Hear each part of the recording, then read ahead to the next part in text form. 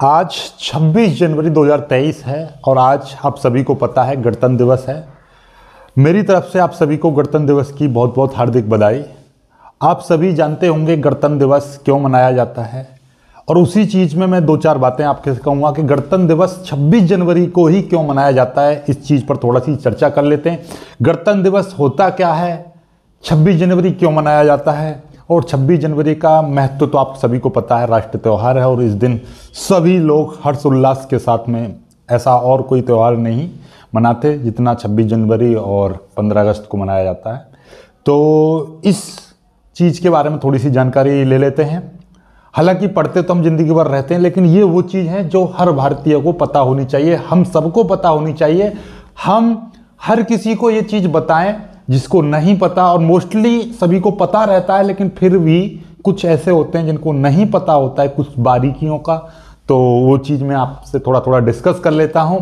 ज़्यादा बड़ा वीडियो नहीं करेंगे, थोड़ा सा करेंगे और ये जानकारी आपको लगभग सबको पता ही है, लेकिन मैं फिर से आपको रिवाइज करा दे रहा हूँ। थोड़ा सा देखिएगा, कुछ चीज़ें सीखते हैं कि गणतंत्र दिवस आखिर 26 जनवरी को ही क्यों मनाया जाता है। देखिएगा, 26 जनवरी 2023 यानी कि आज आपका भारत, यानी भारत, पूरा भारत, संपूर्ण भारत 74वां गणतंत्र दिवस मना रहा है।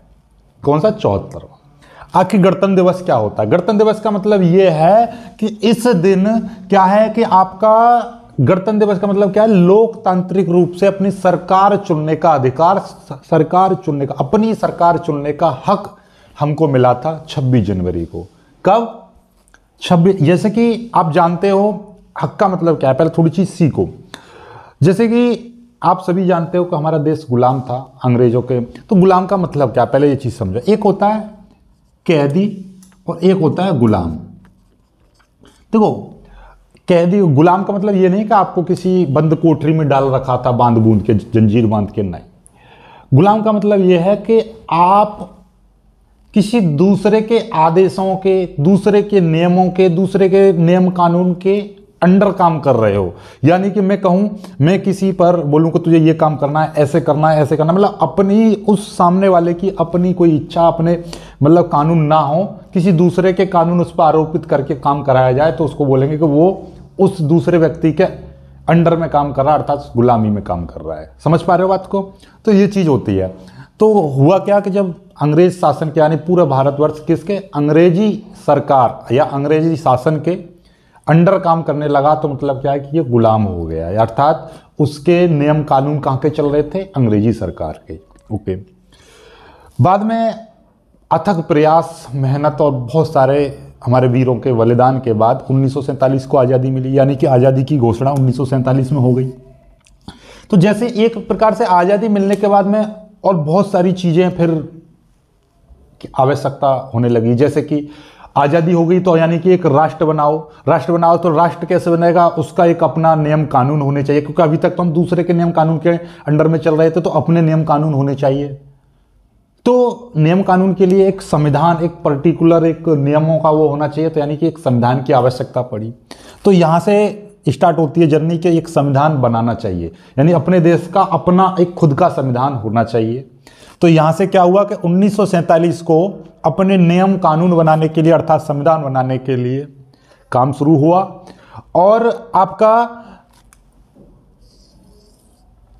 आजादी के 2 साल 11 महीना 18 दिन बाद 26 नवंबर 1949 को संविधान बनकर तैयार हुआ और इसको संविधान सभा ने स्वीकृत किया, अपनाया। किसने? संविधान सभा ने। कब? 26 नवंबर 1949। यहीं से कहानी स्टार्ट होती है कि 26 नवंबर 1949 में जब संविधान बन के तैयार हो गया, संविधान सभा ने स्वीकार भी कर लिया, स्वीकृति भी दे दी, मंजूरी भी दे दी, तो फिर ये थोड़ा सा डिले क्यों किया? 26 जनवरी 1950 से ही क्यों गणतंत्र दिवस 26 जनवरी को ही क्यों चुना गया? तो उसका एक बहुत ही पेचीदा और रोमांचक एक किस्सा है। वो क्या है कि 26 जनवरी यानी कि जब 26 नवंबर 1949 को आपका संविधान बनके तैयार हो गया, आज़ादी के बाद बहुत सारा मेहनत लगा, वो भी हम डिस्कस करेंगे क्या क्या हुआ। लेकिन फिलहाल आप देखिएगा, 26 जनवरी 1949 को संविधान बनके तैयार हो गया, स्वीकृत कर लिया। अब यहाँ पे लागू को पूरे देश में कब लागू किया गया? 26 जनवरी 1950 को पूरे देश में लागू किया गया। तो इतना लेट क्यों किया? इसका लेट करने की वजह थी कि 26 जनवरी को ही दिन चुनने का जो इसका रीजन था वो था कि 26 जनवरी 1930 से पहले भी आ जाते हैं यहाँ पर 1929 में पंडित जवाहरलाल नेहरू ने भारतीय राष्ट्रीय नेशनल कांग्रेस की जो सभा एक आयोजित की, या ये कहिएगा नेशनल कांग्रेस पार्टी की एक सभा बनाई गई जहां पर उसकी अध्यक्षता कर रहे थे हमारे पंडित जवाहरलाल नेहरू। और इस सभा में उन्होंने 26 जनवरी 1930 तक अंग्रेजी सरकार को बोला कि डोमिनियन स्टेटस का दर्जा दे, यानी भारत को डोमिनियन स्टेटस का दर्जा दे। कब तक? 26 जनवरी 1930 तक। अर्थात ये अपना स्वतंत्र गणराज्य चाहते थे, उसकी घोषणा इन्होंने की कब? 26 जनवरी 1930 को। ठीक है। और उससे पहले जो सभा हुई थी 1929 में, तभी से इनका मंतव्य बन गया कि हमको अलग गणराज्य चाहिए। तो ये उस सभा में सबकी सहमति से, जितने भी वहां पर थे सबकी सहमति से ये फैसला लिया गया था। तो यहां पर देखिए, अंग्रेजों की गुलामी के खिलाफ कांग्रेस ने भारत को पूर्ण स्वतंत्र घोषणा की, यानी पूर्ण स्वतंत्र की घोषणा की। अर्थात उस समय पर यह घोषणा की गई थी या घोषित किया गया था कि अपना पूर्ण गणराज्य होना चाहिए, गणतंत्र होना चाहिए, अपना संविधान होना चाहिए, अपने नियम कानून होने चाहिए, हम दूसरे के अंडर में काम ना कर रहे हैं। तो ये सारी चीज़ थी। चलिए आगे की बात करते हैं। तो ये समझ में आएगा 26 जनवरी को ही क्यों चुना गया, क्योंकि इसी दिन ये बहुत बेहद खास दिन था, क्योंकि इसी दिन आदमी कहते हैं ना, गृह प्रवेश बहुत जरूरी रहता है, तो उसी को याद रखते हैं कि हम पहले दिन कब इसमें घुसे थे। तो वही चीज़, तो इसी चीज़ की मर्यादा को बरकरार रखने के लिए, इसी दिन का महत्व को बरकरार रखने के लिए, हालांकि संविधान बन के तो तैयार हो गया 26 नवंबर 1949 को, लेकिन पूरे भारत में, संपूर्ण भारत में कब लागू हुआ गया था? पूरे भारत में आपको 26 जनवरी 1950 को लागू किया गया था। अब बात कर लेते हैं संविधान। जो संविधान जो बना था, तो उसके लिए भाई जब देश आज़ाद हो गया तो उसमें संविधान बनाना है। संविधान बनाने के लिए बहुत सारे लोग नियुक्त किए गए, तो उसमें 308 सदस्य थे। उन सबका जो ऐसा होता ना, घर बनाते हैं तो उसमें आप किसी को एक को काम सौंप देते हो, भाई तुमको हमको इस टाइप का घर बनाना है। ठीक है। आपने अपनी एक कल्पना की कि हमको 4 रूम का सेट चाहिए, 4 रूम कमरा हो और इस तरीके का होना चाहिए, 2 मंजिला घर बढ़िया सा बनना चाहिए। अब उसको बनाने वाला कोई और, उसमें बहुत सारे काम करने वाले और, इसी तरीके से हमें बहुत सारे 308 सदस्य थे। इस जो सभा थी, संविधान सभा, उसके अध्यक्ष थे, प्रथम अध्यक्ष डॉक्टर राजेंद्र प्रसाद। फिर क्या हुआ कि इस संविधान का जो मसौड़ा बोले तो इसका मॉडल बोले तो इसका प्रारूप कैसा रहेगा, क्या चीज़ किस तरीके से रहेगी, इस सब का जो अध्यक्ष किनको चुना गया? बाबा साहेब डॉक्टर भीमराव अंबेडकर।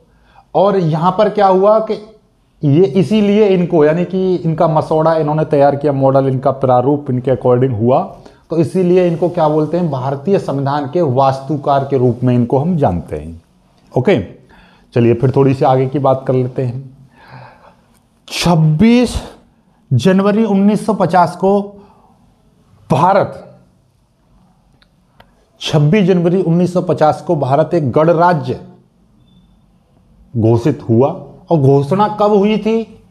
10:18 पर यह घोषणा हो गई थी कि भारत अपना एक स्वतंत्र गणराज्य हो गया या गणतंत्र राष्ट्र बन गया 10:18 पर। देन उसके बाद में 6 मिनट बाद जब गणराज्य बन गया, तो मतलब क्या है, जब अब गणराज्य हो गया तो अब इसमें प्रधानमंत्री भी होगा, राष्ट्रपति भी होगा, सारे खुद के होंगे, क्योंकि अब अपने नियम कानून चलने लगे, तो अब अपने हमारे अधिकारी होंगे।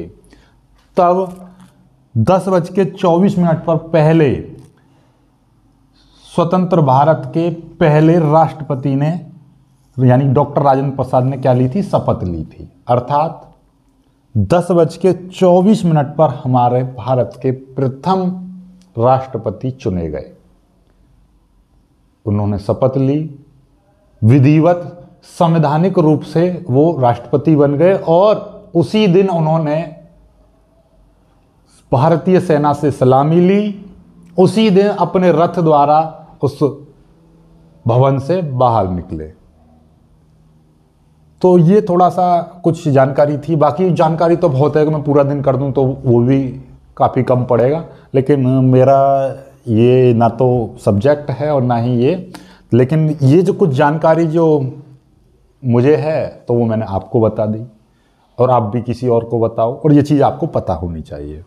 आज़ादी कैसे मिली, बहुत अथक वीरों का खून बहा, बहुत बलिदान हुए, उसके बाद में ये सब हुआ। लेकिन बाकी आज की वीडियो को यहीं पर ख़त्म करते हैं। मिलेंगे खूबसूरत सी वीडियो में, तब तक के लिए बाय बाय, जय हिंद।